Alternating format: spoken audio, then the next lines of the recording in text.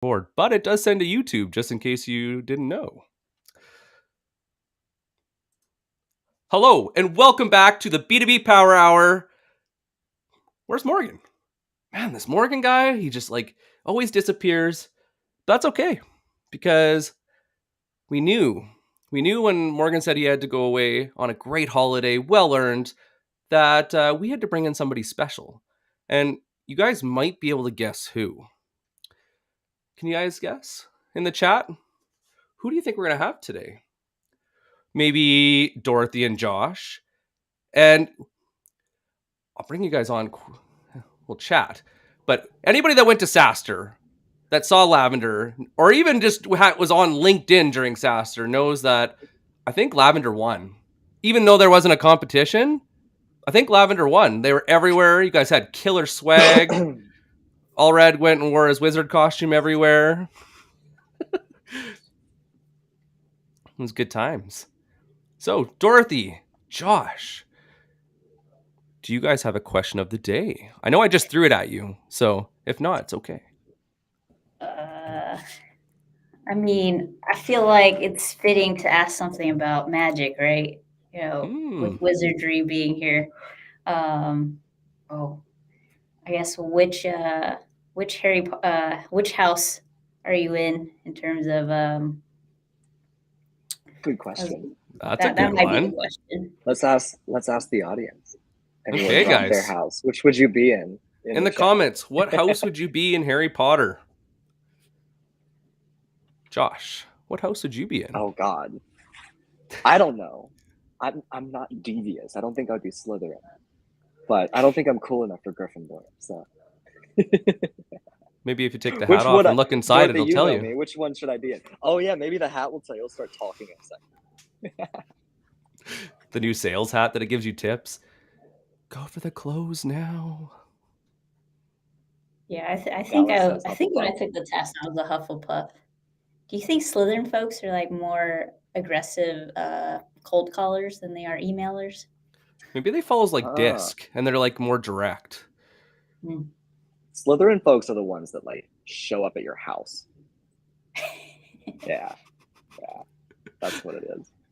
Knock on your door. See, social selling would be Hufflepuff. I think Gryffindor's a solid email sellers. Email sellers would be there. What would Ravenclaw be? What kind of sell? What kind of sell would they do? Networking? Maybe. They're all at conferences and stuff.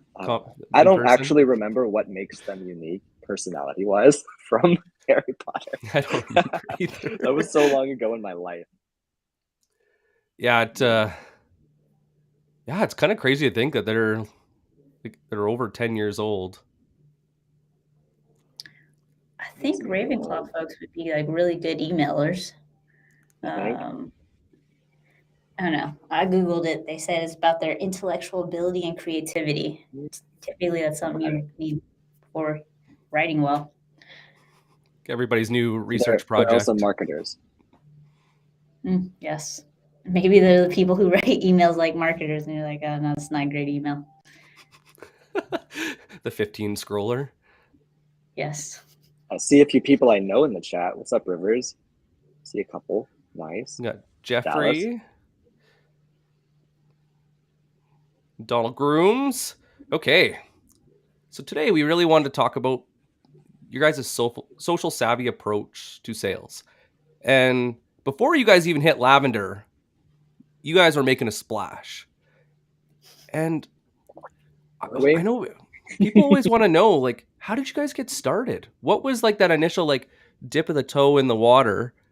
And then how did you really get momentum? Because it's really hard getting started. That implies that we've made it or something. I feel like we're just getting started.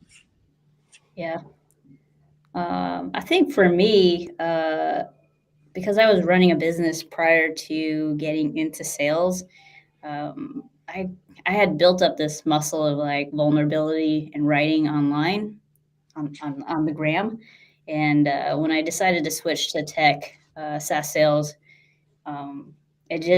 I was like, well, LinkedIn is also another social networking platform thing. And I was like, well, let's just start writing about similar things, personal branding, um, sales, just life stuff that, hey, if somebody connects with me and it helps me get a job, then cool. Cause like I didn't have any sales skills or anything really. I was a coach before this, Olympic weightlifting coach. And I was like, I got to show somehow how my skills transfer into sales. And so I used the platform to kind of display that, and it helped me get a job and break in.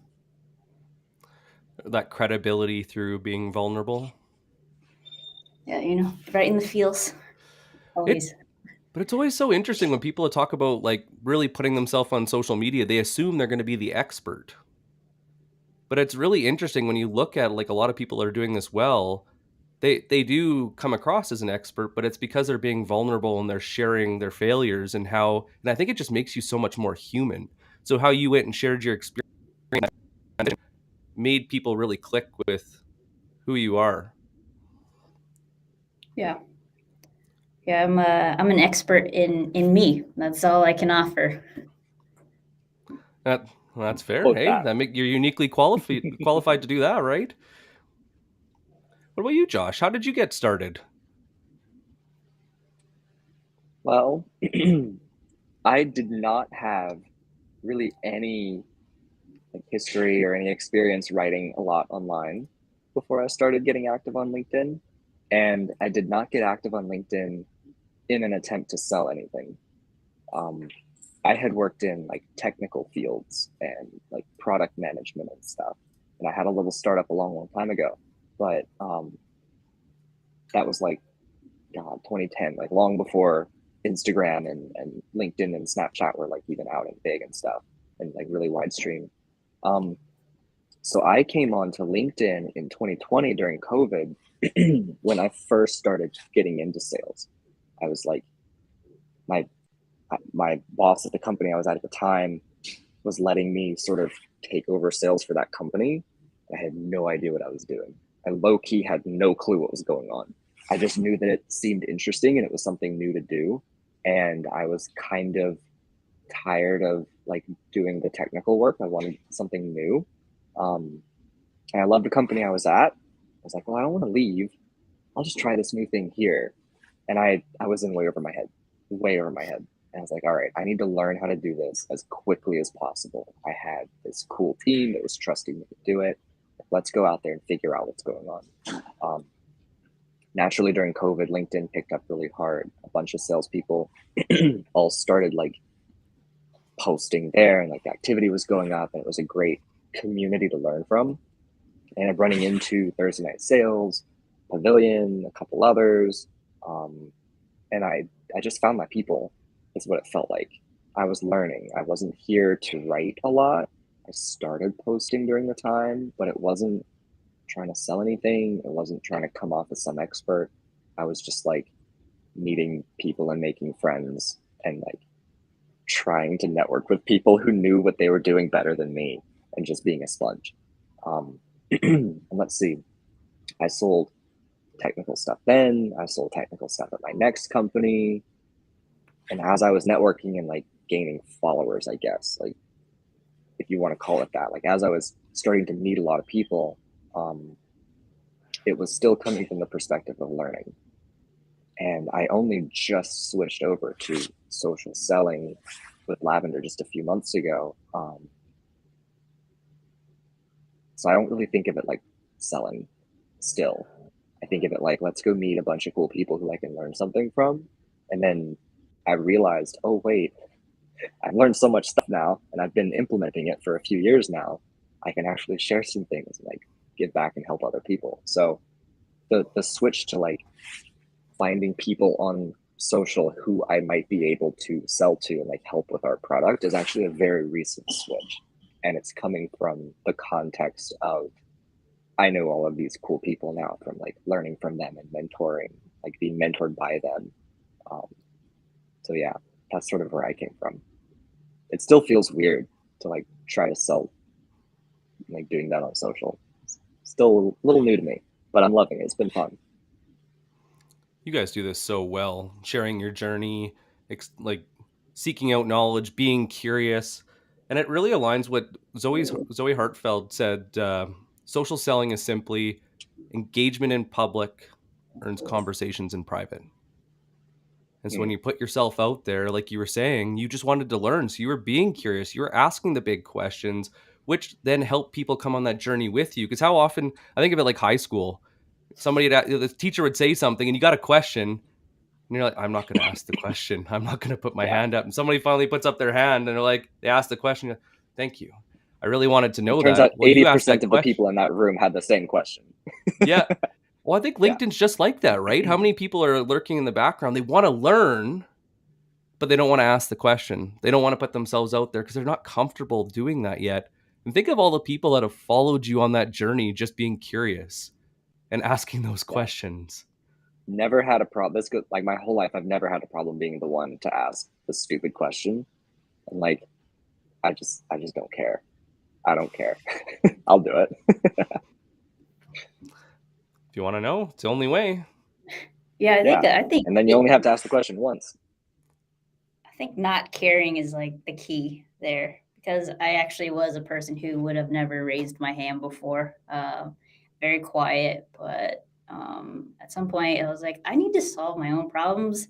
I am feeling stuck or something, and there's this whole like interwebs of human beings who can help. And so it's like, you got to not care so you can take care of yourself. That kind of switcheroo Yeah. there.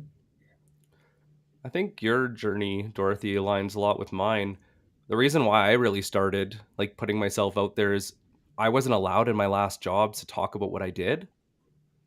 And so it was really hard Online, to like, pardon me? like on social, you weren't allowed to. Yeah, because I dealt with public Whoa. companies and because Wow. it was private information, I wasn't allowed to talk about it. So we talk about credibility and somebody asked me, so how do you know? How do you know how to do this? What give me your examples and I can't talk about it. And so it was really looking at what is selling me short?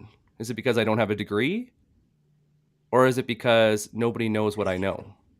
And how do you tell people what you know in a way that doesn't come across as, I don't know, douchey? I don't know how else to say it, but like, really, it's how do you go and share knowledge and invite people on the journey with you? And I find that that's one of the biggest struggles. You're talking about like selling on social. I think that's another big problem I see too is people try to scale outreach and they're like, social's just like email. I can just go and like load it up in a sequencer and go. And it's like, no, no, no, no, no. That's not this. It's not the same thing. And even email done right, as you guys preach all the time, when you do it right, it works. But you gotta, you know, quality and quantity have to go together. You can't just pick one or the other. Yeah. Spamming like that high quantity stuff, that doesn't work in email anymore. Certainly doesn't work in social. You got to have balance. We have a lot of sales managers, a lot of VP of sales that are kind of just dipping their toes in. And a lot of the time I'm like, well, how do I track activities?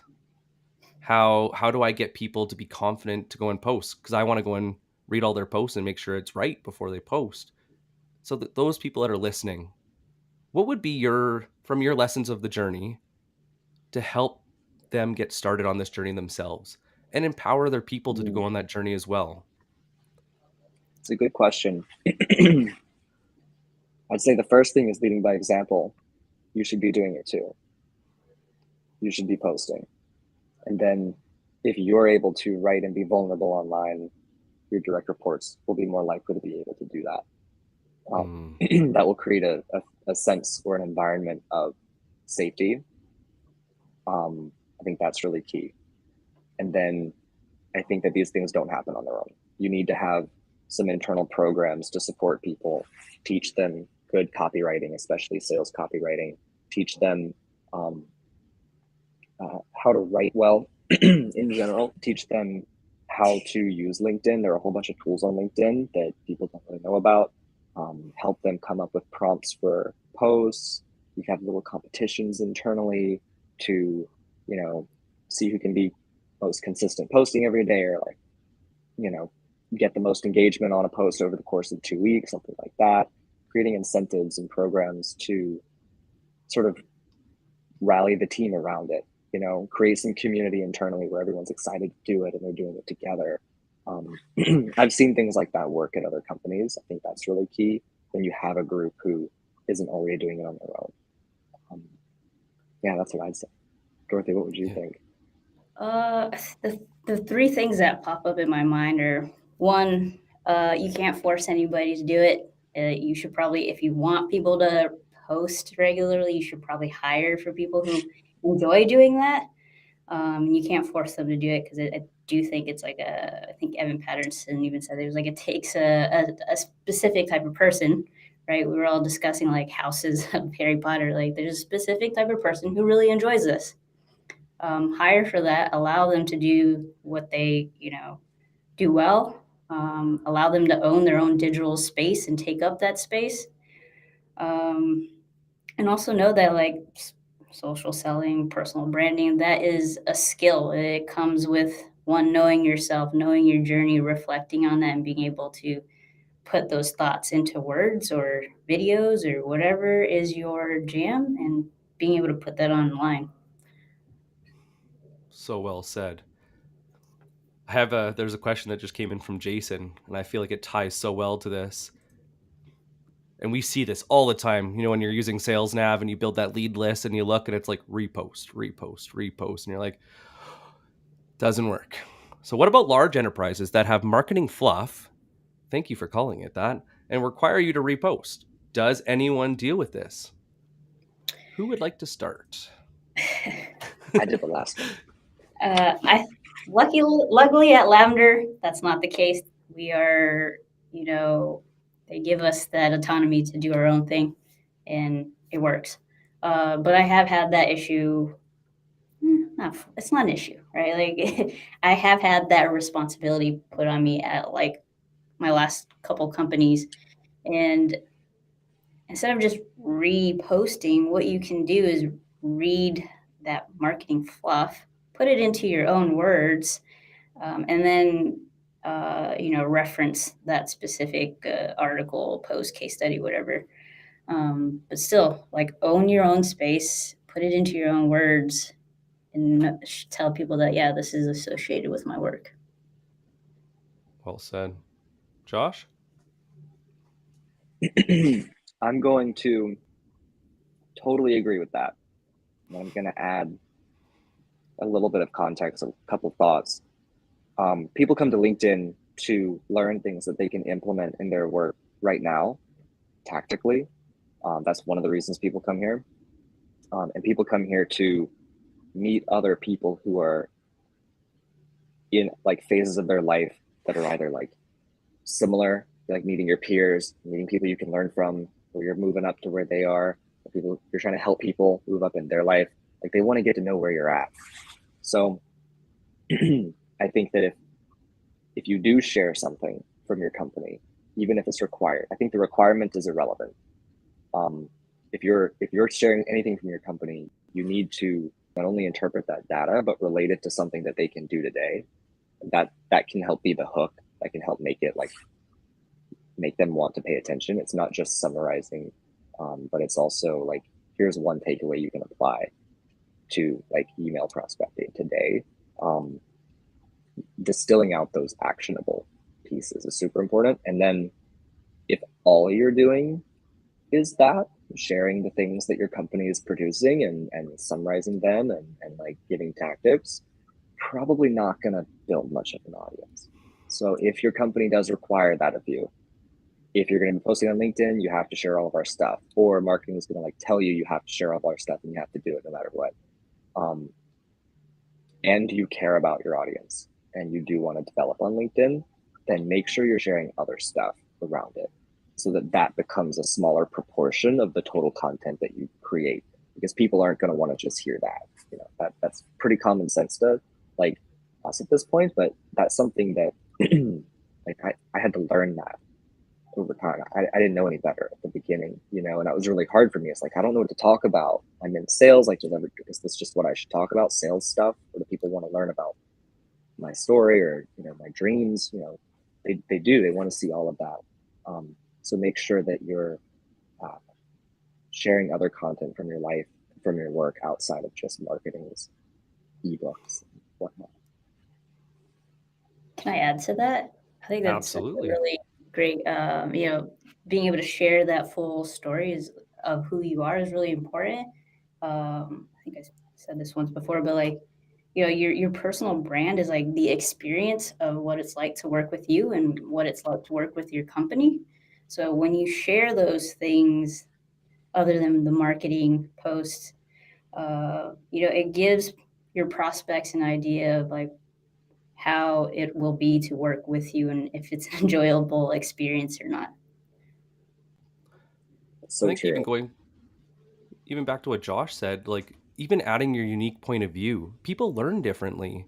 And Yeah. so you could take that post and cut it up into a couple different, or that blog into a couple different posts, throw the actual post in the It's comments, but true. add your unique point of view. Like you've been on a journey.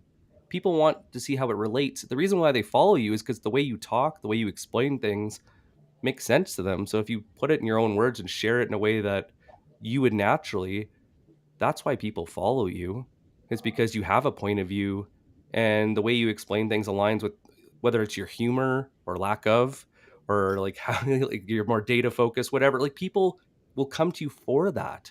And so the moment that you deny yourself of having a voice is the moment that social selling won't work for you.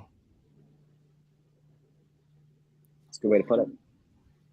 Ooh, I like the this idea is of a real breaking it up into multiple posts too.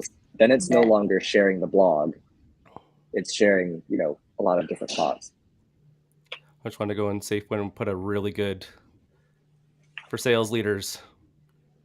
One, do it yourself. Two, teach people on how to copyright and post effectively. That is harder than it sounds. I will definitely say trying to find good like books on copywriting, it's tough. Hire people who post regularly. Common sense. Four, allow them to own their own digital space. And five, social selling is a skill that needs to be honed. Great summary. Thank you very much. Well, somebody else had another really good one. I How often do you guys gamify social selling at Lavender? Do you guys have different, are you guys really competitive and have like really fun little competitions, or you guys just work as a team and share what's working and you just kind of build on each other's success? No, we don't gamify anything, anything related to our social selling. We don't have requirements. We don't compete to like see who gets the most engagement because we know who's going to win. We don't try to do that. Like looking at Will over there.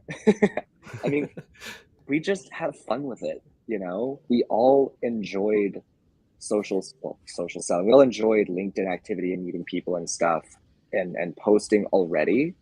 Um, so the four of us who were active on LinkedIn, we just had fun with it. It's like, hey, if you post today, this would be a really good post idea. Take a picture of something and talk about it. And then we all sort of rally behind each other's posts and support them. And it's just fun for us. It's kind of like a hobby. We don't need to try to gamify or to do other stuff like that. We have talked about like when the team is bigger, like what we might do in the future, but right now we're just having fun. yeah, and I think Will B. I think one of his posts said that like the reason he hired us was because it's default action, right? Like these are things that we default to and taking action and writing and sharing. So uh, don't need to gamify. Um, Although, yeah, I would say if we ever did, Will would probably take the cake. Yeah. What if Will, or Will Squared, came to you and said, hey, now we want you to track all of your activities? What would be your response? How do we automate that?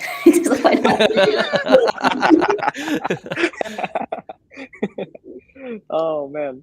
I mean, we've looked at tools to track activities before to like try to get more intel on what's working really. Um, I think asking to track activities would not come from a place of making sure people are doing activities because the wills and we don't care about how many activities anybody does. We care about the outcome. We care about like our new ops coming in, our ops progressing.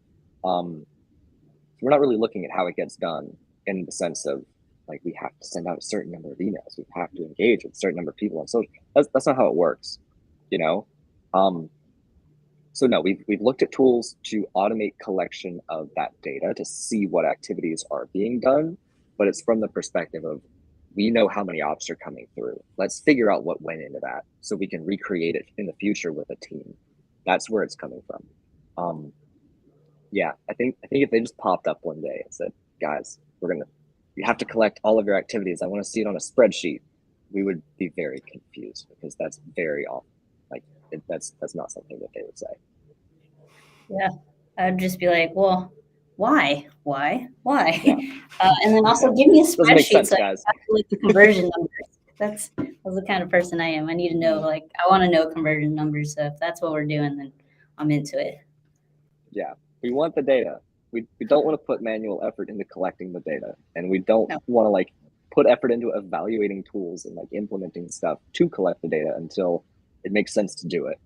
There have been a couple conversations about that, but I don't think they would come up and say that we had to do that. Could you imagine if we did that in our real lives? Like walk into the grocery store and somebody says hi to you. Sorry, what was your name? And what email can I best reach you at? Oh God, What's your address? let's make a Lavender Joe episode of this. Walks up to some random person in a grocery store, Oh starts yeah. grilling them. Yeah, it's a conversation until it really takes off. Like why would you do that? Like it's like you meet somebody at a coffee shop and you just say hi, like how's it going? Like good conversation, but unless it dives deeper and you're not going to ask for their number or you're not going to ask go and see them again unless they're like Jake had said there's a real synergy that you see real value from that conversation. So why would you do that? Like I know we get people all the time like, well, how do I track all of this? I'm like, well, you had 50 conversations in which what two turned into like something worth pursuing? Yeah, but I want to track the other 48. You're wasting your time. I mean, not necessarily. When you say track the other 48, you can mean two things. What do you mean exactly? Do you mean know that there were 48 others and like the flow of those conversations, or do you mean know who you had them with and their information to contact them again? Which are The which latter. are you referring to? The latter. Okay. That's important, kind of. That's more important for starting the conversation and for like making sure you don't accidentally double up, like double tap them with the same intro like a week later or something. So it is good to keep that data if you have it. I think the real value in tracking those conversations is knowing, okay, I had 50 conversations, 2 of them converted. Maybe I'm having bad conversations. You know, if you didn't realize that only 2 out of 50 converted, if you didn't have that number, you're just like, well, I worked all week. I got 2. Yes, victory. Like you're missing some context there. You might want to collect the data to know how much effort you had to put in. You can get a conversion rate. Like, that's low. You should probably either have conversations with different people, which incorporates both of those data sets, or you should have better, higher quality conversations. You should change what you're saying. I love that self-reflection. This is why you guys do so well, because you ask the big questions so that you get better. But really, like I think that's what defines the people that are growing that are not. Are you asking those questions after to grow? Or are you just accepting it like, hey, I got 2? Yes. You have to ask those questions. I think, Dorothy, you're really good at that too. Reflecting on who you're talking to, how the conversations are going, and like improving over time. Yeah, very, very big on tracking all of that. And like even in my personal life, like what's leading to my results. I've just having systems and routines that help you reflect, process, and allow you to continue to grow, or else you're just gonna do the same thing every day, or do more of the same thing that doesn't lead you anywhere. Absolutely. Yeah, tracking in that if this, then that. I don't want that. Ooh, maybe not this then. But I have a question. You talked about routine. Do you guys time block and have a routine for social selling or when you're sending emails? Could you walk me through that a little bit, like what it looks like on a daily or weekly basis? I want to know that part of his life. I want to know that story. I think that's really fun. People should share that kind of stuff all the time. Yeah, it's not just the company. Um, one thing I've started to notice that it's like a really beautiful way to write a profile is I've seen a couple people like really own their narrative and tell their story. And like, this is who I am. This is what made me. This is my failure. This is my success. And this is why I chose the company I work at. And this is why this company means so much to me. And then it's kind of like on the very end, they're like, and this is why it should mean something to you if this aligns with you. And I'm like, oh, like it just opens up so much opportunity to be yourself and like share and tell stories. And it like adds so much context to why you do what you do. And I wish more people would take that approach. It's like anybody that knows Evan, there's a reason why Evan posts. And it's not hard to find out, right? And I Yep. think that's why like some people take off and some don't, is because people really understand who they are and why they do what they do. I think that's a sign of emotional maturity and just general maturity, is knowing who you are like that and being fearless to share it. Mm-hmm. That was learned over, oh God, all of my 20s. That was hard. That was really hard. But you're right. Yeah, you kind of hit me there. I'm like, yeah, that was a hard lesson to learn of like repeat it a few times. Hey, you're the one that said it. It is what it is, right? You learn over time, and hopefully by sharing it, people learn too, or if they're going through it and they're not sure why. I think that's why we share, right? Yeah, I mean, right, like life is about defining and redefining yourself. And so, putting that out there, allowing people to see those different parts of you. Um, Obviously, there's a difference between being vulnerable and having privacy. So you can separate those two. You don't have to share everything. But yeah, life is an art of defining and redefining yourself. And so, as you share that journey, it just kind of compounds, I guess, and Yeah. shows the world like what you stand for, where you're going, and if they are into that, then let's do it together. That's your people. And if they're not into that, all right. I was as you guys were talking, I was thinking of like Lavender, like the observation, why it matters, interested. Think of that even for our personal lives when we share something that we're passionate about, or we share something in business. It all kind of follows that, right? Hey, look at this data I found. This is why it's so cool. And you don't necessarily even have to say interested. It's kind of implied, right? Because they'll comment. But if we take that excitement and bring that to our social profiles and bring that to our feed, bring that to our comments, that's why I started following you guys. Because you guys always bring that level of passion and excitement. So if anybody's listening today and you're not already following Dorothy and Josh, make sure you do. But you'll see that every time. Go in their activity, like all their activities on their profile, and just take a look. It's so easy to see why they're growing like crazy. Catch up to Will soon. One of these days. One of these days. I think you're right, though. I mean, I'm like memeing with people and posting emojis, and I mean, Dorothy's doing the same. We're having a good time. We're just having fun. I think that's so important. And I feel like as more young people get onto LinkedIn and business communities in general, we'll see a lot more of that. We'll see things will loosen up, you know. Um, and I think that that's really critical. And all the fun creators, all the ones that come to mind, I guess we keep going back to that. Like that's what I remember them for, is the personality.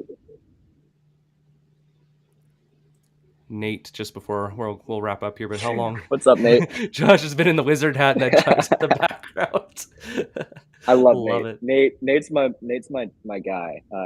Nate helped me out earlier this year, and then I got to meet him last week. That was cool. I'm not taking this thing off, man. Been on for 2 weeks now. Having fun, just having fun. As we're wrapping And up here, do you guys have any parting words for our listeners?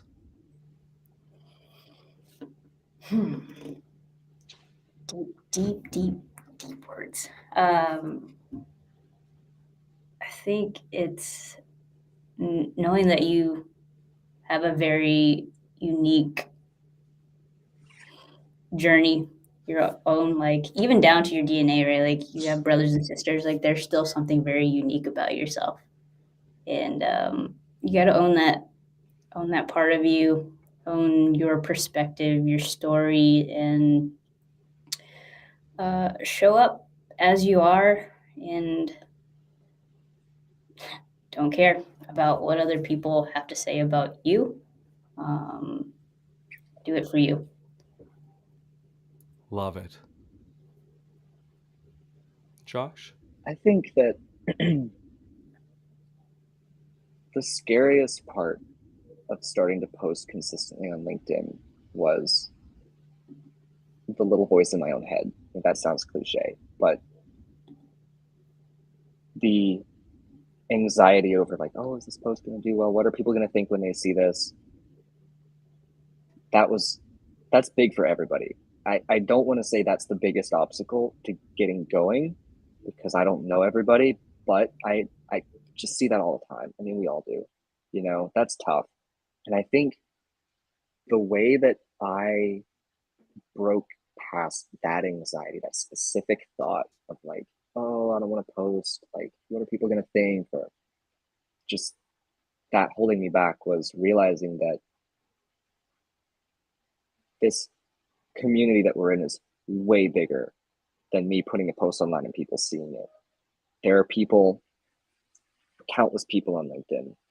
I'm here. There are a lot of people ahead of me and a lot of people like younger than me who are working through a similar path and coming up behind, I suppose. So I do have things to share with them to help. I do have something that can help somebody, and even if I feel like, I'm just learning this new thing. It's like I just started in sales, 3 years ago after a long time of doing other stuff. Even if I am just learning sales, well, there's other stuff I can share. And then even if, and like I'm learning from these other people, you got to see yourself in that larger community. There are people who have shared interests with you, who want to hear about, like, I don't know, video gaming and stuff. There are people who want to learn from you and who can really benefit from that.